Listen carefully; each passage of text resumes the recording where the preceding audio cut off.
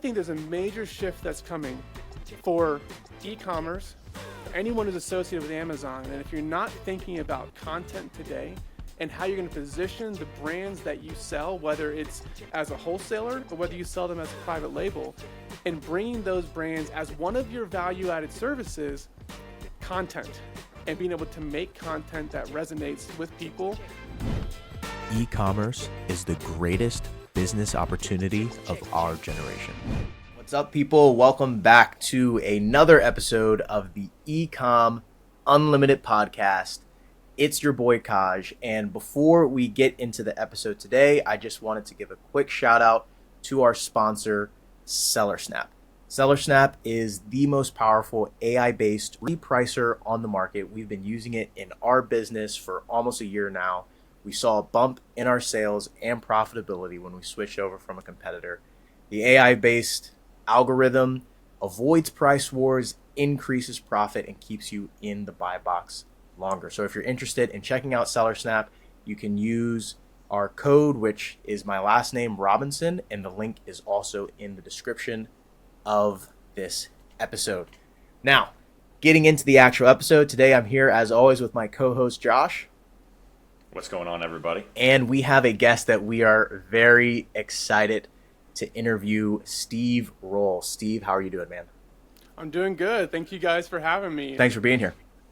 Yeah, it's exciting to be here. Happy to be on with you guys. And I know we've talked once before, but excited to kind of dig into all things Amazon, private label, wholesale, the whole nine. Yeah. So you're one of those guys who the people who make the most noise on Twitter are often not the people who have the most experience. And I know that you recently started getting more active on Twitter, and then kind of you can tell, like, you know, how people are talking, like if they actually know what they're talking about. And then they also dropped the screenshots of like multi-million dollars in the last few months just on one account. And I was like, this guy is everything I want to be on Amazon. So but take us back to the beginning. How did you get started? Like, just tell us the story.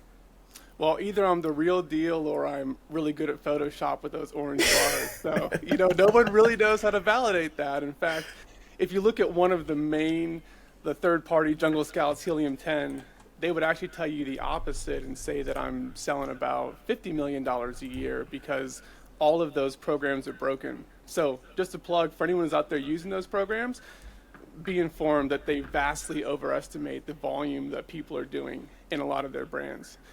Going back to the beginning, my wife actually started our Amazon store. And this goes back 6 years ago. And most people don't have that story.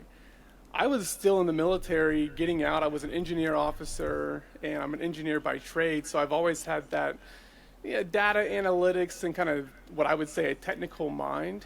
And so when I saw what she was doing on Amazon, it was like, man, you're not putting your full effort for it. You could be getting higher commissions for this. And she was just helping out her mom. And she had started a store, and they were selling some of the items.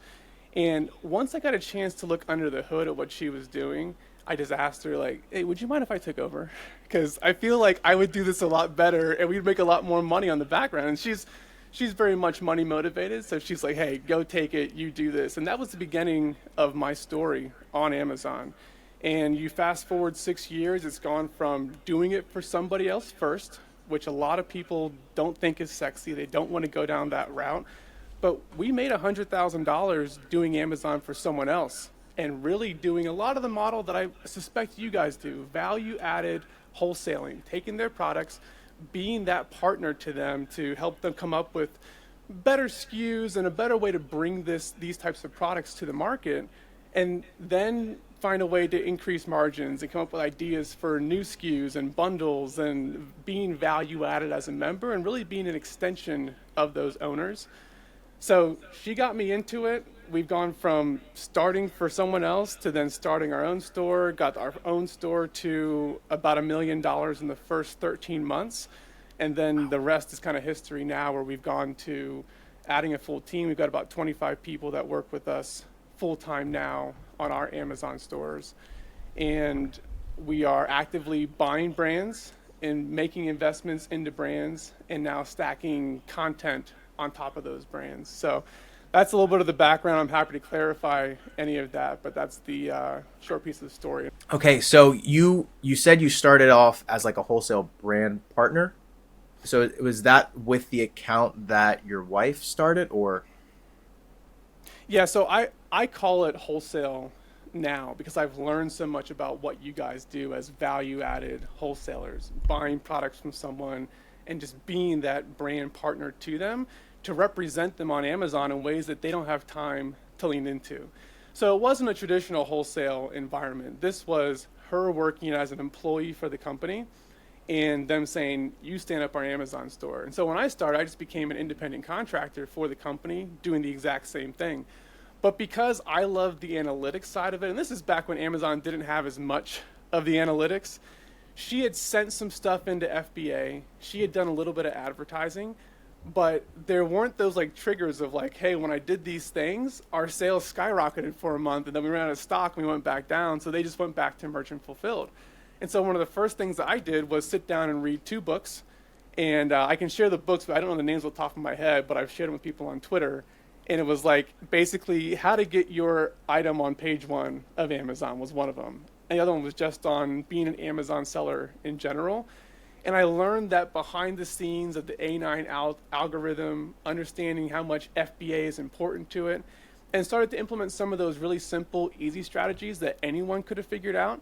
And sales went from like 20,000 a month to 40,000 the first month and up to 150,000 a few months later, where it was just like I didn't do any of the hard stuff yet. Like all we did was just start to lean in and do Amazon the right way. And of course, this is back in 2018, 2019, when the categories that we were selling in, there was not a lot of competition. So it didn't take much to separate and differentiate yourself.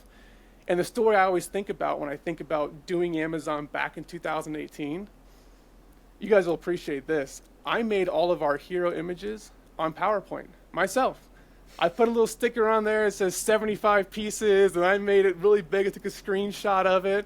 And I show these pictures to my team today, and they laugh at me because like they do this stuff in Photoshop and things that I could probably never, ever do. But it all started for me on PowerPoint, doing it myself and learning how to sit down and change 80 hero images myself and A/B test them to see if the click-through rate changed over time. Like I was doing those experiments and trying to do Amazon the right way. But it was quite a journey, and things have changed so much since 2018 on the platform. You're telling me. Yeah, Josh, I feel like we did the same thing as well with the bat houses. We were doing our own. I was probably using Microsoft Paint. Yeah. I remember that. Oh man, those are the good old days. So days. that was you guys did a private label brand before you went and did wholesale, if I remember. I wouldn't even call it a brand. I would just call it a product. Okay. We did not understand brand building at all. We were just trying to find a product that we could essentially flip, and we were doing it private label, but we did not build a brand. But then we did private label, and then switched to the arbitrage methods, and then now we're focusing on that wholesale brand partnership. Okay, gotcha. I mean, that's an important background to have, though. Even if you say you didn't build a brand and didn't take the steps you needed to, a lot of people that I meet that are interested in getting involved in private label see this significant barrier in front of them of like, well, I don't know how to make a listing. And it's like, dude, it's so simple. Like, I can't even begin to tell you how simple it is to make a listing and just like follow the steps. And then for people who aren't involved in arbitrage or wholesale, their biggest barrier is like, I'm trying to make my first shipment. Like, I don't know how to get the shipment to go. I tell them all, dude, my first shipment into FBA took me 8 hours. It should have been 5 minutes. It's hard, but that's a barrier. The learning curve is steep. That's a good thing. I'm glad it's hard that not everyone can just pick it up and do it and not get frustrated by it. But it's just funny to see how some of those things that become every day to us sellers who've been doing this for a long time, you still see newbies coming in who are just struggling with it and making the decision of, hey, am I going to push past this barrier, or am I just going to say this isn't for me because it's a little difficult, you know? Yeah. Now take us on the rest of that journey, right? So start it with your wife. She was working for someone else, working for their Amazon account. Then you were able to essentially take over that and really learn Amazon. It wasn't quite the wild, wild west, but it wasn't nearly as saturated as it is now. And then something clicked for you where you said, okay, I'm doubling down on building brands. And now you've built multiple multi-million-dollar brands to my understanding. So take us through that part of your come up. Yeah, there's actually a bit of a story that goes a little bit further back. of what made me want to be the business owner, because I'd always had some type of entrepreneurial spirit inside of me, but I didn't really understand the why. I wanted to be a business owner because I wanted to control my own time. There was nothing money motivating about it. It was just do what I want to do when I want to do it. I've only ever had one real job in my life. Between the military and Amazon, I had one job. I was doing sales in 2018 for a recruiting company. And the private equity firm that owned the recruiting company came in because they wanted us to sell to more private equity firms. And the guy is explaining how the deal went for him to buy the company through his firm as a means of getting us to understand the world of private equity. And I'm sitting there as a sales guy making about $150. If I do well, maybe I make $250. And he's explaining how he's going to buy this business for $5 million. He's just going to own it for 3 years and try to grow it. But if he doesn't grow it, his worst case scenario is 3xing his investment, because he learned how to use leverage to come into the deal and other people's money. And he has this tried and true methodology for coming in and trying to start up the business and put in a new CEO and try to rev it up. And the business is already cash flowing. So if he just pays down the debt, he's just going to make a 3x in return on investment for his investors. And when I'm sitting there listening to that, I'm thinking to myself, like, man, I got to build a book of business. I got to go out every day and make these cold calls, try to get people in, try to sell deals actively every single month in order to make money. This guy's running a firm where he just borrows someone else's money, puts it in here, borrows the bank's money, sits back, waits for it, hopes it grows, and if it doesn't, no big deal. I'm still making 3x. If it grows, I might make 20x. And I realized I was playing the wrong game. And so that's where my motivation all of a sudden began to see, like, wow, there's games inside the game here of people who know how to do things with money. And it's not just about owning the business, it's knowing how to manipulate that ownership into actually creating wealth and giving yourself staying power in it. And so I took a lot of the principles that I learned from leaning into understanding how private equity works into playing the Amazon game. And so much of my story for the last 4 years has been so much more about M&A than it's been about Amazon products. Because I realized my arbitrage that I like to do is multiple arbitrage.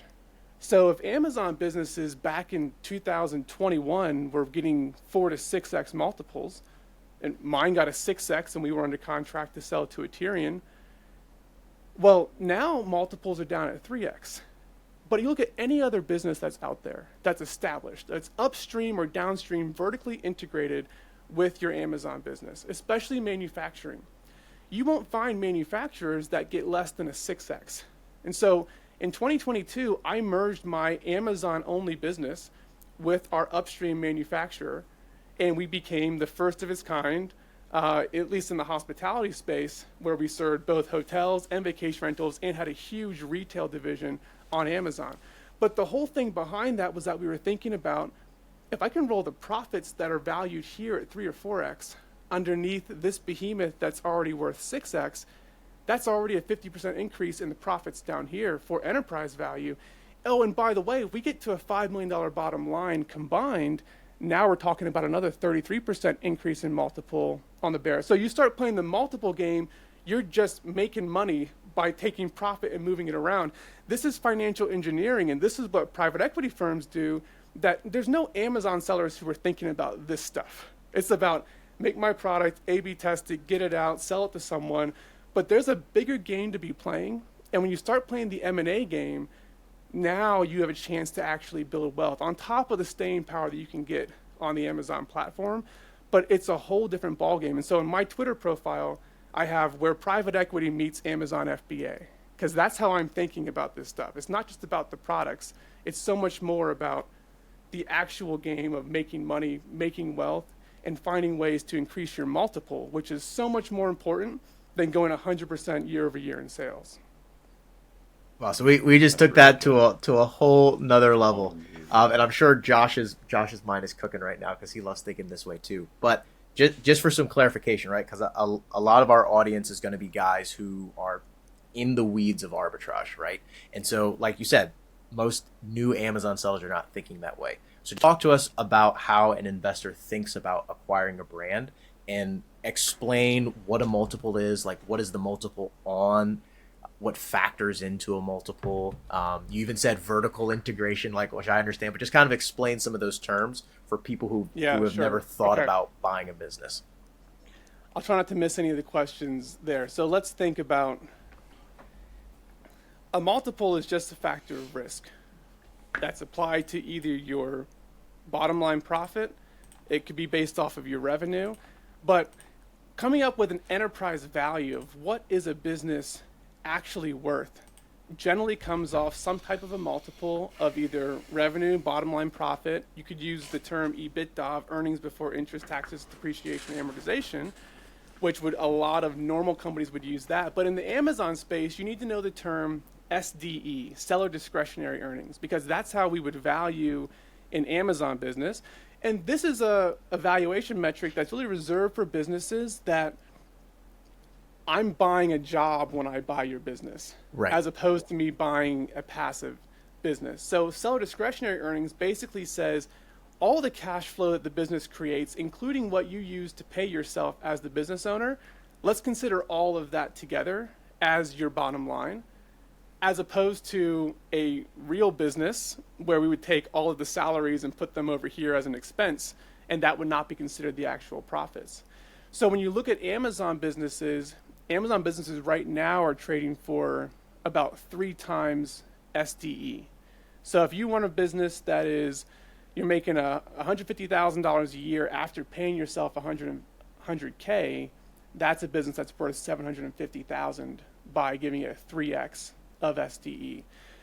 You should always be tracking, in my opinion, what your multiple is and how that multiple is changing, because there are a few things that can impact what your personal net worth is than the enterprise value of your business, which is going to be derived by the multiple. Now, if you're a traditional arbitrage seller, wholesale seller, you can get away with selling a wholesale business.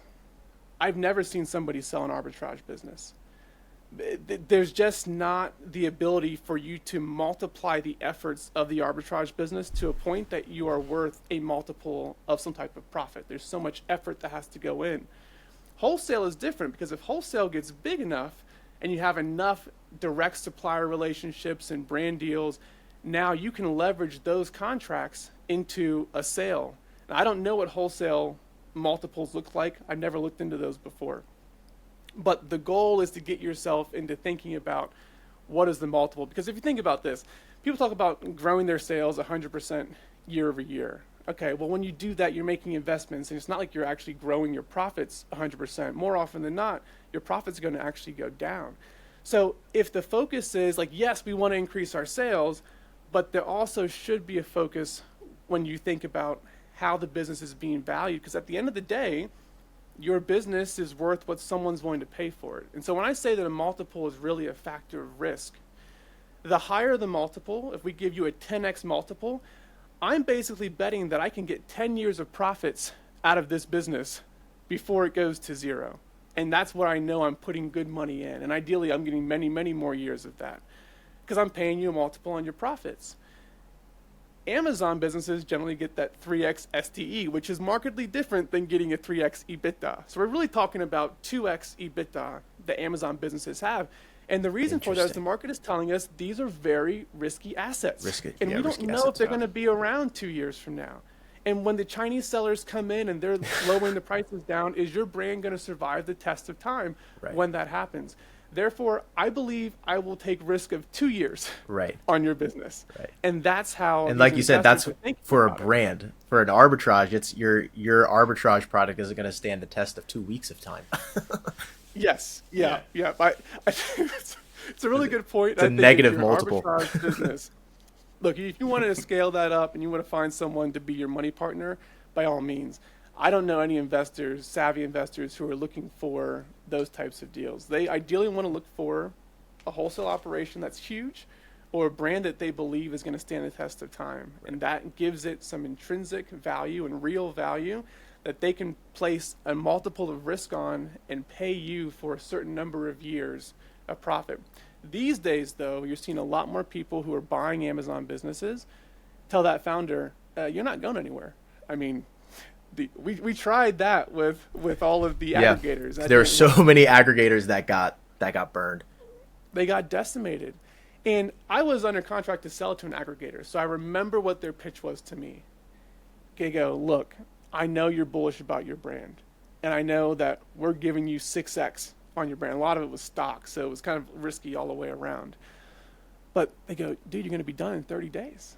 Like, imagine you're 29 years old. What are you going to do with, it was $6 million. It was like $6 million at 29, and you're done in 30 days. You won't find a deal like this. If you grow your business larger, you're going to be in a situation where if you sell it, you're going to stick around for 2 or 3 years. So they're really selling you on that whole, you'll be gone and we'll take care of everything.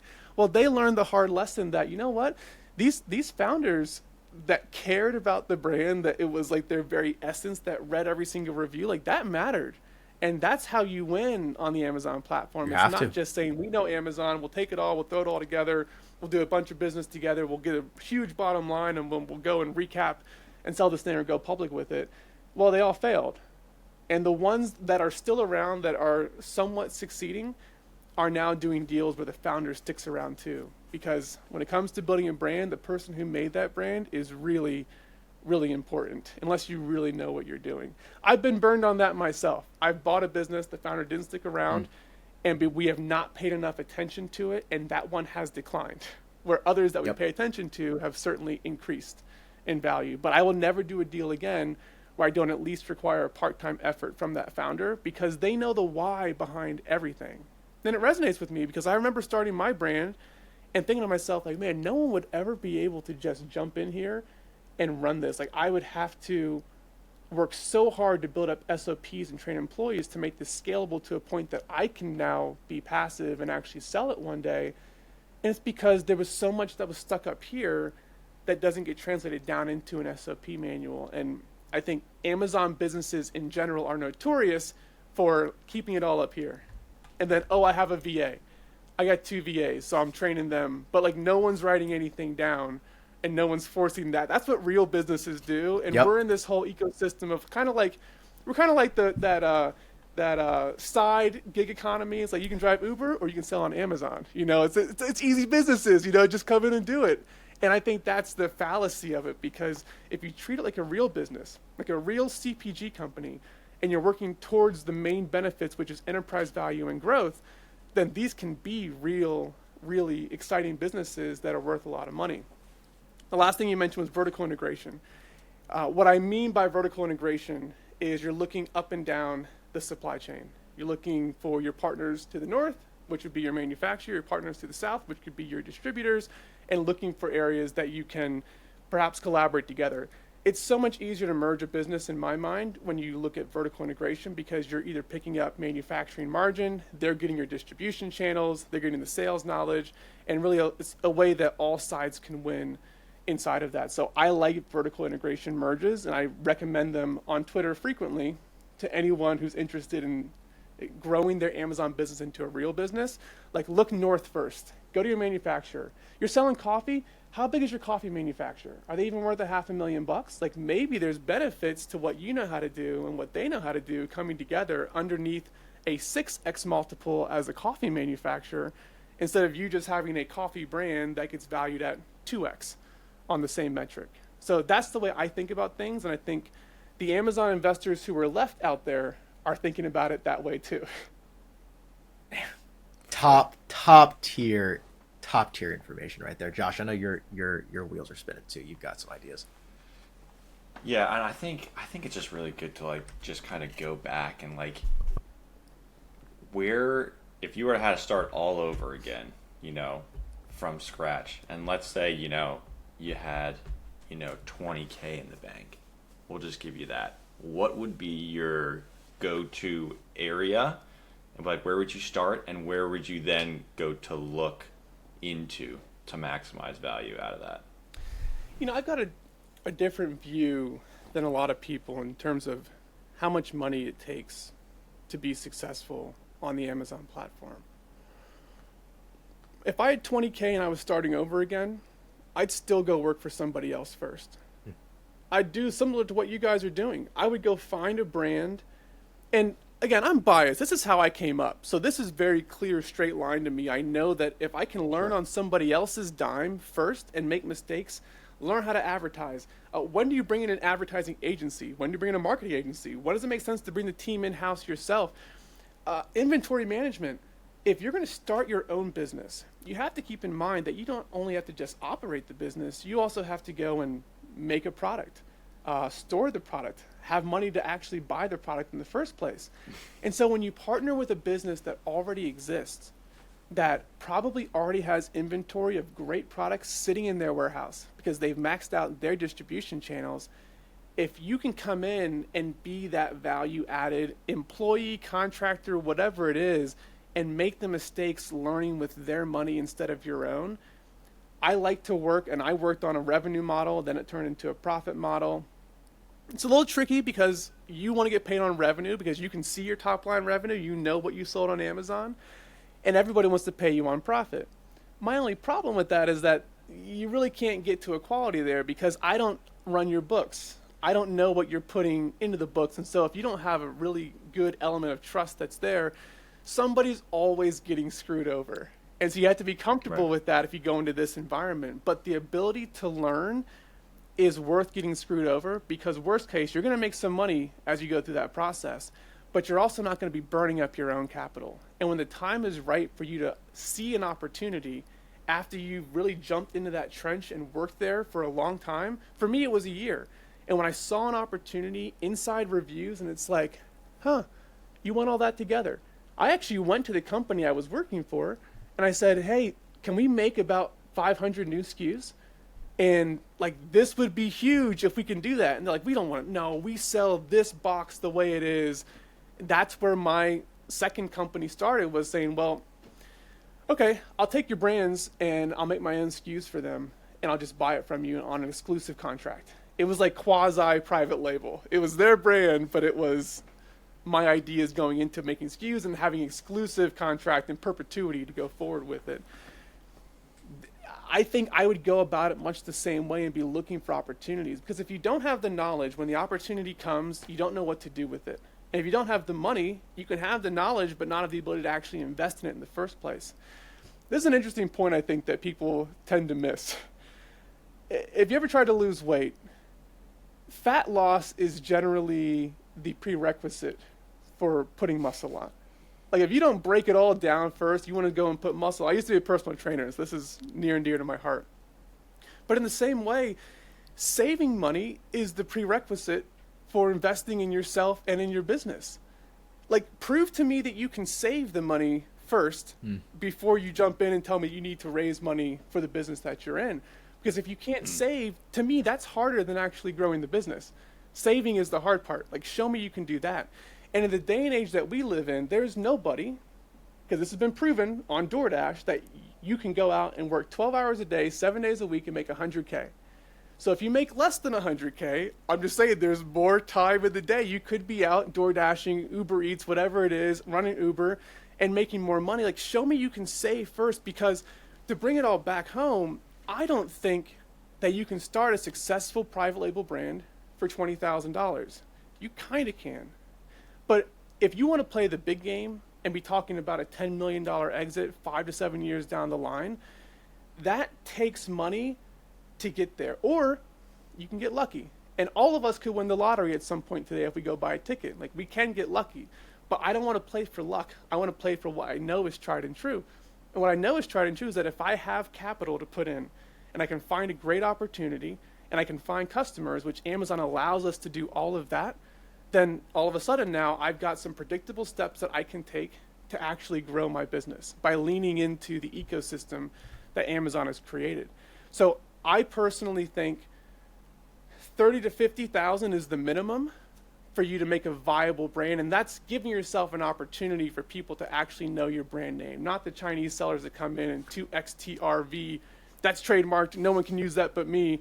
Like, okay, they get away with that because they have super low pricing. But if we want to make brands that resonate with people, that they choose to pay for our luxury higher price brand over all the cheap stuff, like, that's the goal, because now you're not competing on price with everyone else. Well, if you want to do that it takes a lot of money put into the design, the thought process, the marketing, how you position the product, and then ultimately how you advertise it and get people to purchase it the first time.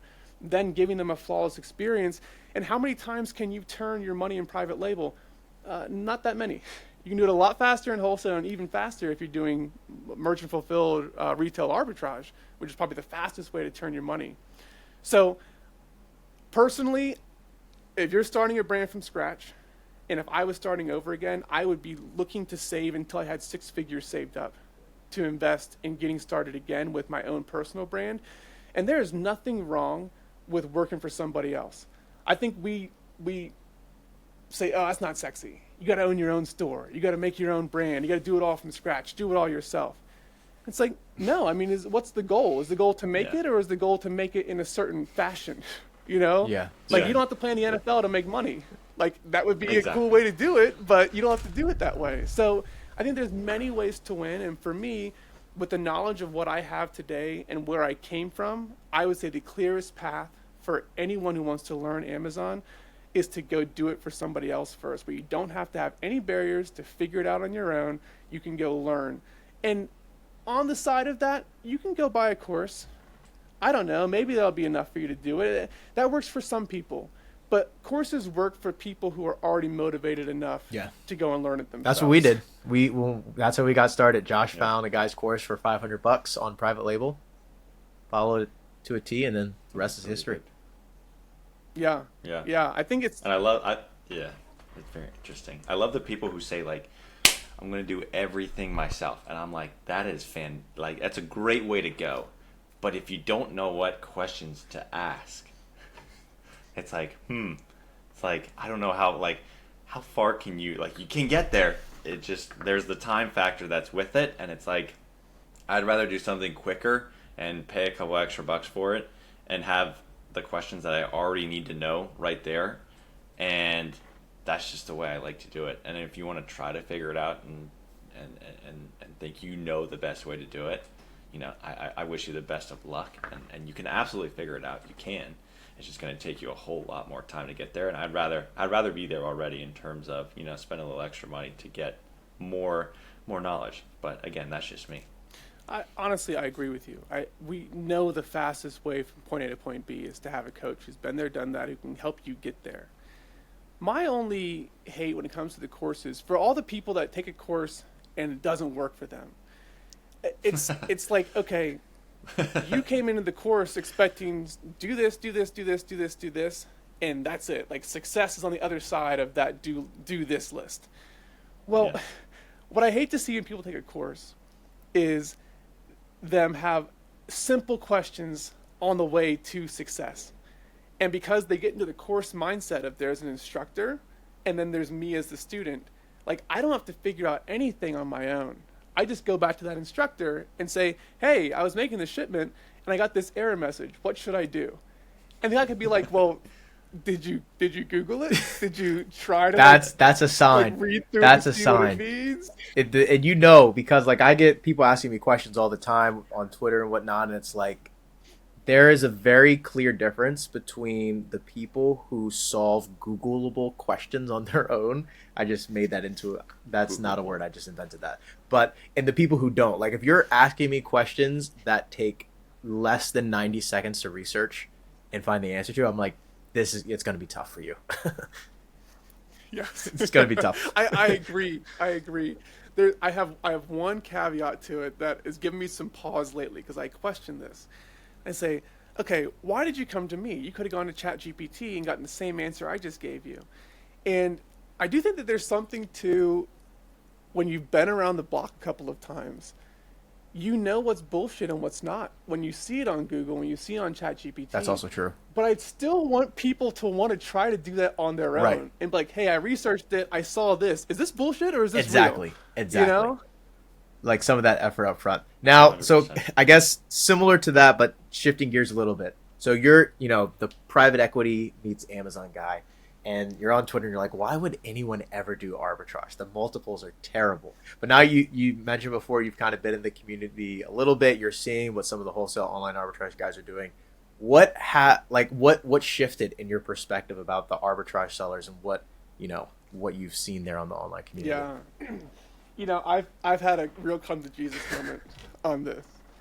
And if you could sit in my shoes coming to Twitter in January 1st, I think was my first tweet that I ever posted.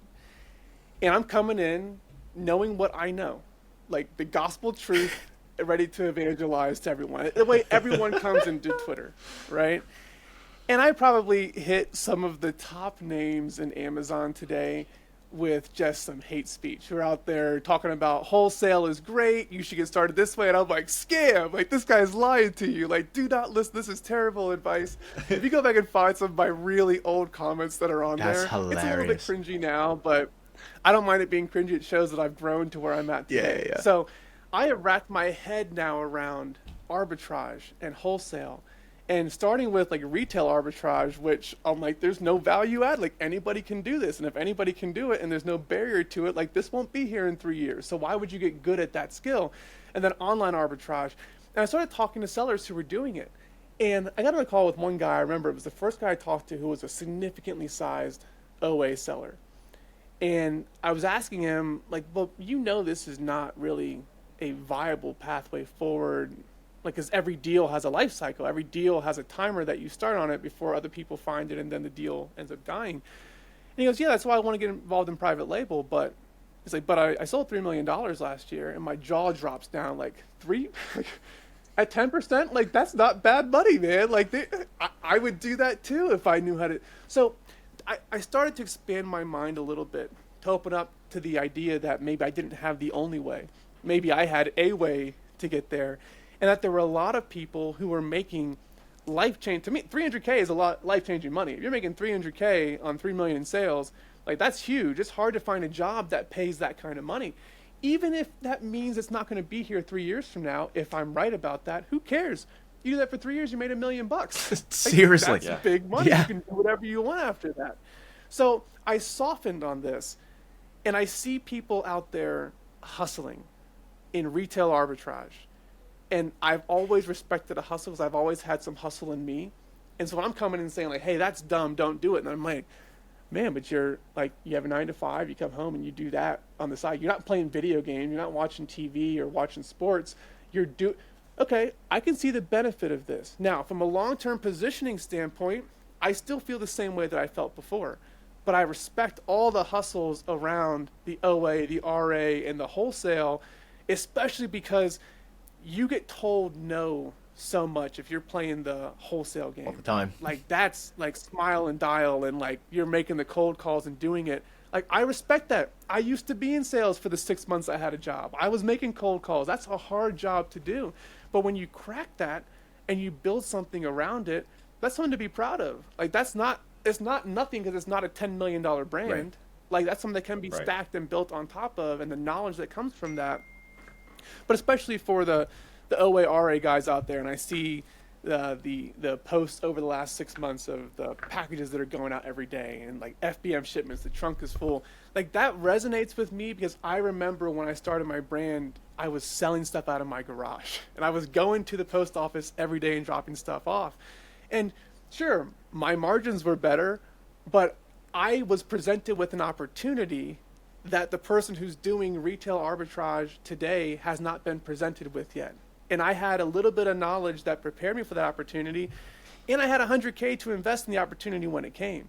So I respect the hustle as long as there's a long-term plan in place for the oversaturation of markets that are susceptible to the oversaturation. That can happen in private label too, though. And it already did. It already did. Yeah, I mean it's crazy if you don't have something hard that you're selling. As a brand builder, I bought a poster company, and this poster company, the barrier of entry is like this big. Like anybody can do what we were doing when we bought the company, and our mission was to start doing the really, really hard stuff as fast as possible before that brand went to zero. Because we bought it on its way to zero. Like it was a falling knife.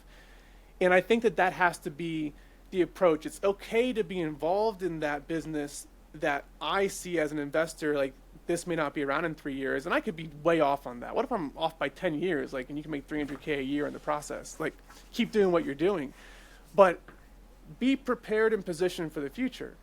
Because all of my focus now that I have a team who runs my Amazon brands is thinking about, what is the world going to look like in 5 years?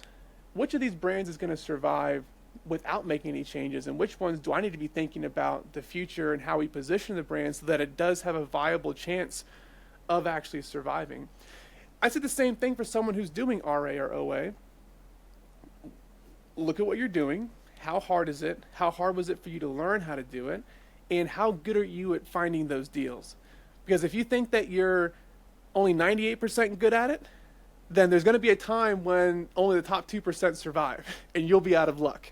So for what are you preparing yourself for in the future while you're doing this today, and say, hey, this is the main squeeze, but I'm working on this. And I love entrepreneurs who all, when you ask them like, hey, what do you have going on? It's like, well, I'm doing this today, but what I'm working on is like, I can't stop talking about this vision that I have for the future. It's kind of like when you ask a little kid, like, hey, how old are you? Like, I'll be 8 next year. So you're 7. Okay, got it. You're 7. But I like that in entrepreneurs because they're thinking about, hey, where I'm at today is not relevant to this conversation, but what I'm going to is relevant, and that's what I want to be talking about, the vision for the future, not so much what I'm doing today. That gets me all revved up and excited. Love it. Absolutely love it. Yeah. So I think that's actually a good segue. So like, what are you looking for into like the future? Like, what are you looking forward to? I know you're starting a content creation business now. I think that's part of your future look. Tell us some other things, and you can go in a little bit of that too. I'll tell you, the future to me is content, content, content. I think you could get away on Amazon without making any content for your brand for a very long time. I think that's about to change. And I think that the brands that, think about how the BSR is calculated. If your only strategy to get people to increase your BSR or lower your BSR to get more sales is to take Amazon organic traffic that we're getting today, when every other brand is about to have the opportunity through the Amazon Meta partnership to go get traffic from all over the internet and bring them to Amazon with one click from a mobile phone, whether it's a reel, it's a post. And not everyone gets on Amazon every single day, but everyone I know gets on Instagram every single day, gets on Facebook every single day.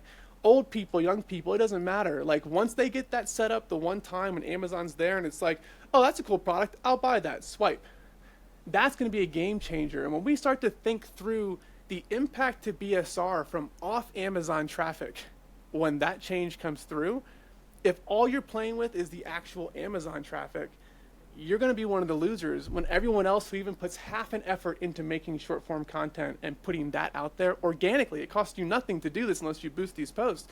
They're the ones who have the opportunity now to lower their BSRs against yours because they're going after maybe 3 times the audience that you have.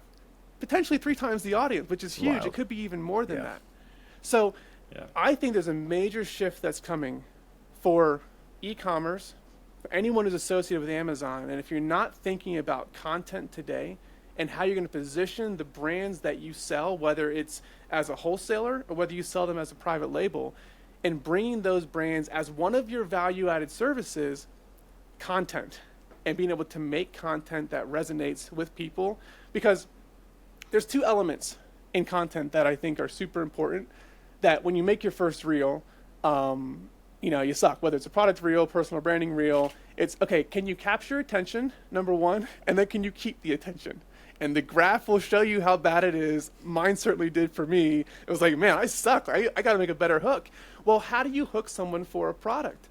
How do you hook someone for a product in your category? This is going to be category dependent. There's already sexy products that are out there, the Shark Tankable products, as I would call them, that you can just put it on the screen and people are like, whoa, dude, I need that. Like, that's awesome. But for the other products out there, like, how am I going to sell this soap on a reel? Like, I have to figure that out. Okay, well, how do we figure that out? Well, we figure it out by anything else in life, by failing. And by trying to sell it 1,000 different ways and seeing which one gets attention for 2 seconds and which one gets 2.4. Okay, let's build on the 2.4 and try to get to 3 with that. we have so many boring products, but now we're in an environment that we can put those boring products in front of people, and if we can find the interesting way to make that done, then we can be successful and get lots of eyes on it.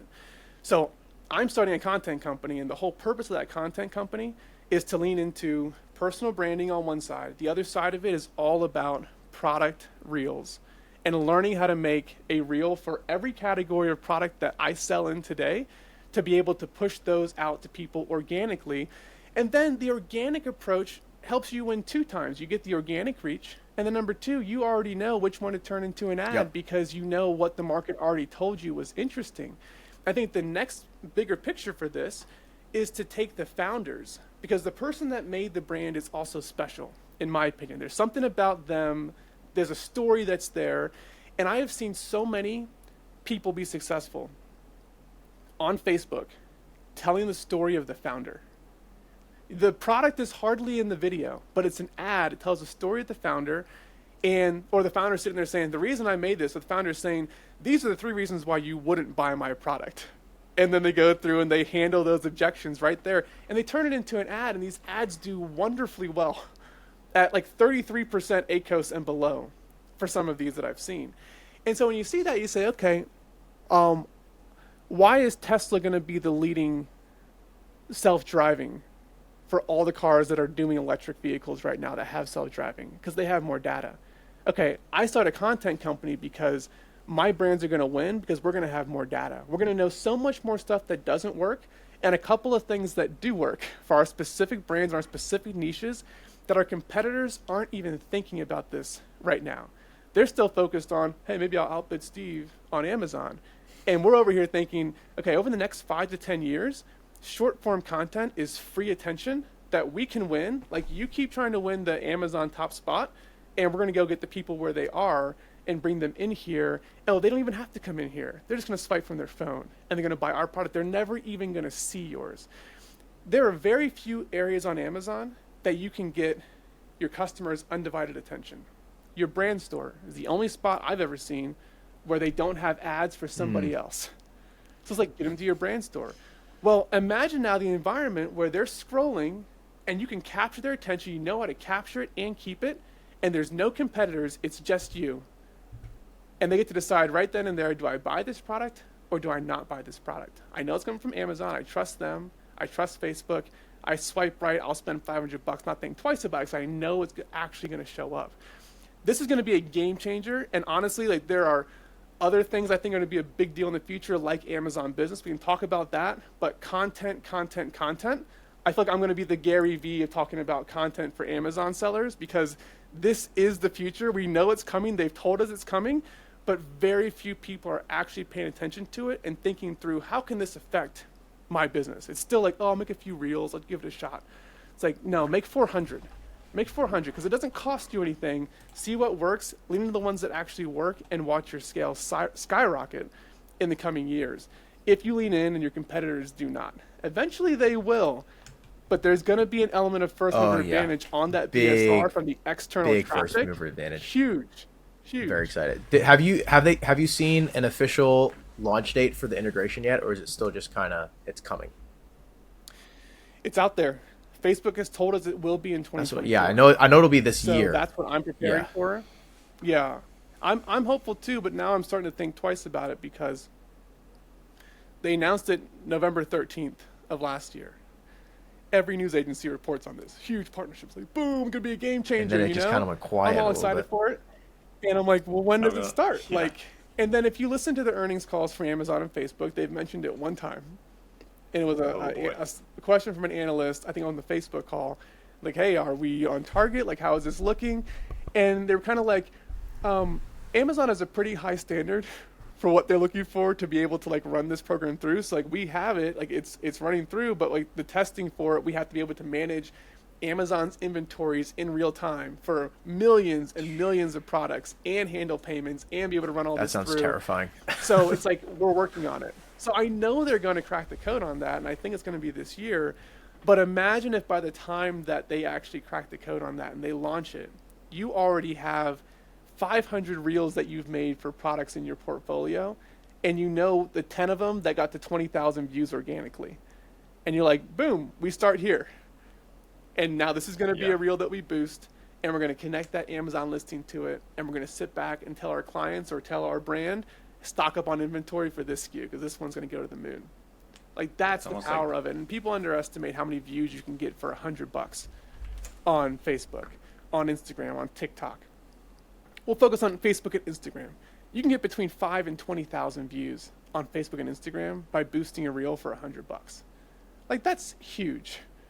And most people aren't going to watch the reel, but for the ones that actually do, to put that type of content in front of them and get to literally like right into their brain for $100 and see that many people, imagine the impact of you having $1,000 budget for each of your top 80% SKUs and putting that into it and being able to get all these people who have never even considered, like, I didn't even know I could buy that on Amazon. Like, this might be one of those elements and triggers that we see brands skyrocketing out of for the ones that prepared versus those who didn't prepare. And I should probably shut up about it, or all my competitors are going to start preparing for this now. That's crazy. Yeah, I feel like it's just going to be like almost like, obviously it's not going to be like TikTok Shop but like the virality of how TikTok Shop has come about.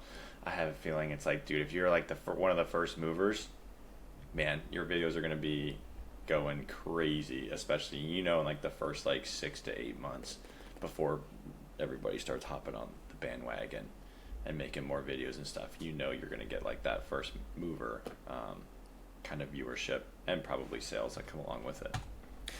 I think TikTok Shop is such a good indicator right now Yeah. of what is to come, but with the huge caveat of, hey, people actually trust Amazon.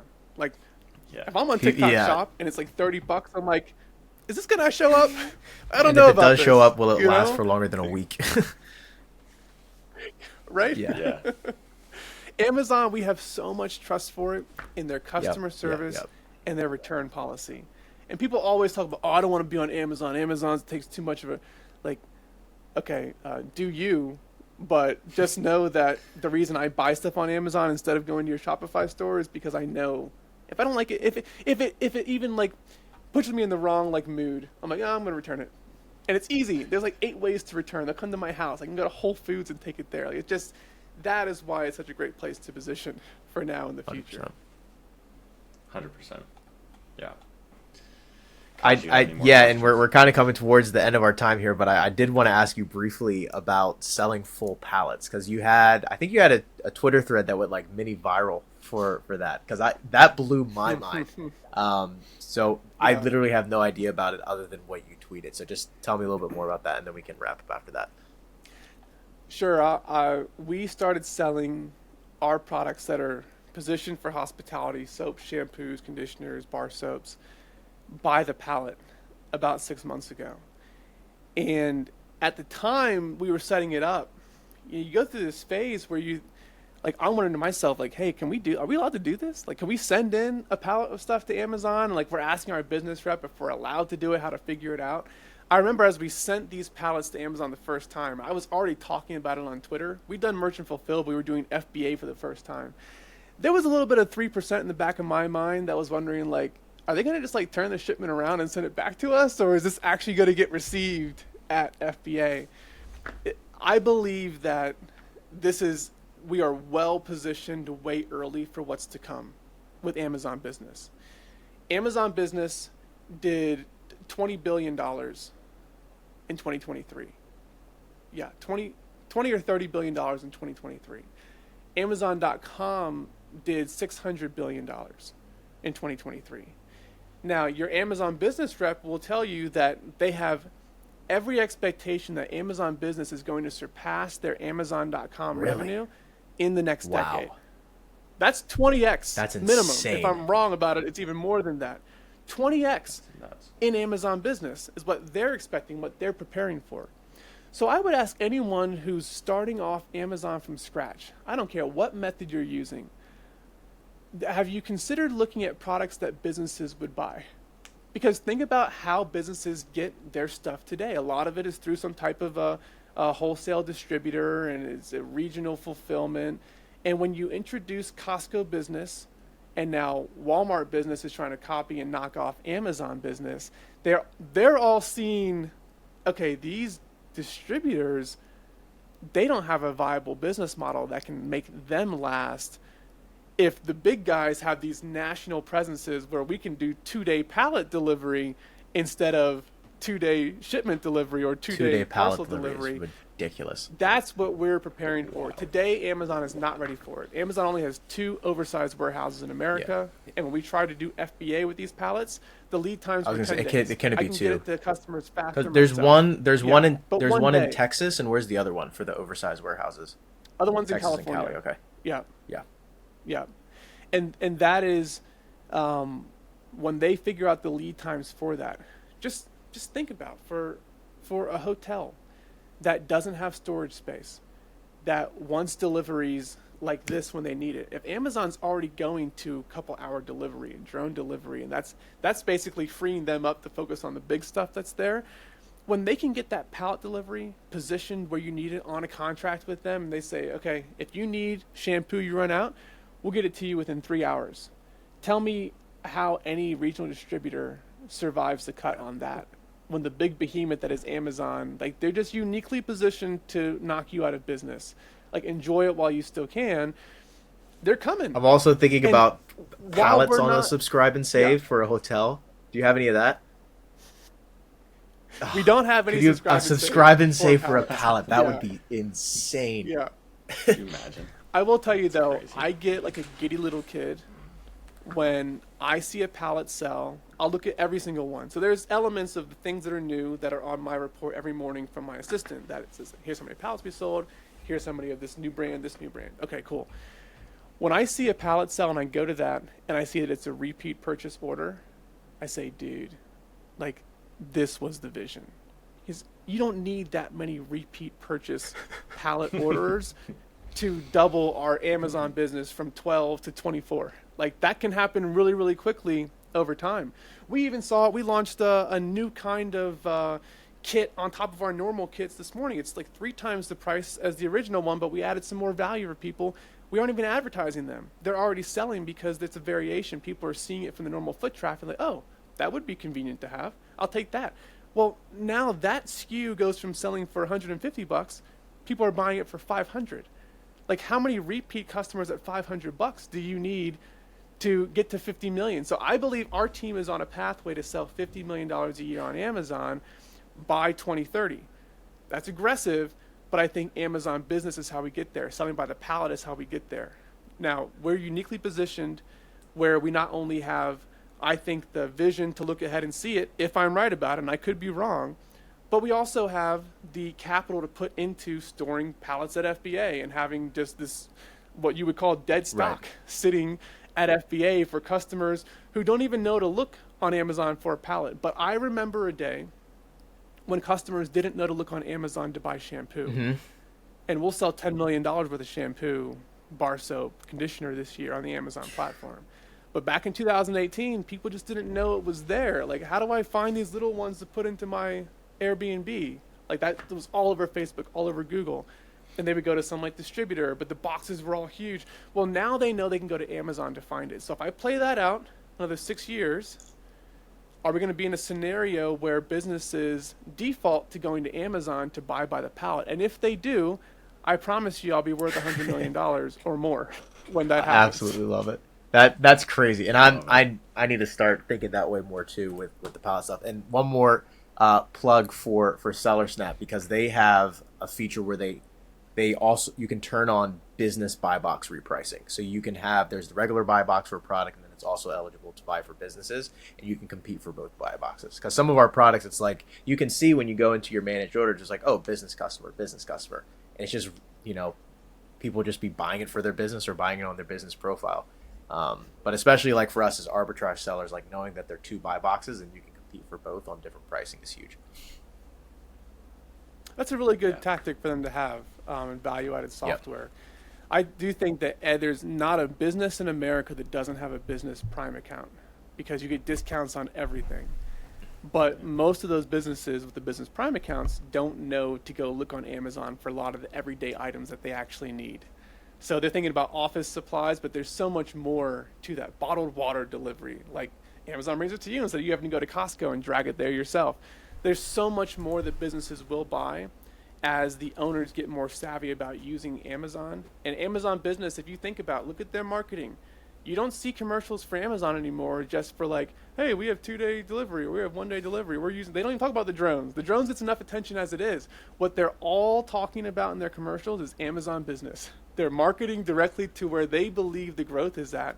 And so I believe, as an entrepreneur, let me position my brands behind what Amazon sees, because I think I have vision, but I'm really taking my vision and saying, what's your vision? Okay, I see that. Let me position here so that when you guys go 20x, I can go 20x with you. That's what I believe the tactic is right now on Amazon. So really, the two big takeaways for the future, in my opinion, content, and Amazon Business. The rest of it's a dogfight. Straight fire. That's incredible. I totally agree. After hearing all your explanation through your vision, through Amazon, through you, now I'm seeing the vision. There we go. That's great. All right, Steve, where can people find you on the internet? So I'm Steve_Roll. Anywhere you look for me, Instagram, Twitter, all across the board. So certainly enjoyed being on Twitter the last 6 months and kind of putting out some of this information. I was a lot more gung-ho about it in Q1 than I've been in Q2 when I've been busier with the business. But I intend to be, through the content company, bumping out the quality and the volume of the material I'm putting out on every single platform. So I look forward to engaging with you if you decide to follow the content. 100%. Well, thank you everyone for listening. If you got value from this episode, give it a like and subscribe to Ecom Unlimited so you can stay updated on all our new content. And we'll see you on the next one.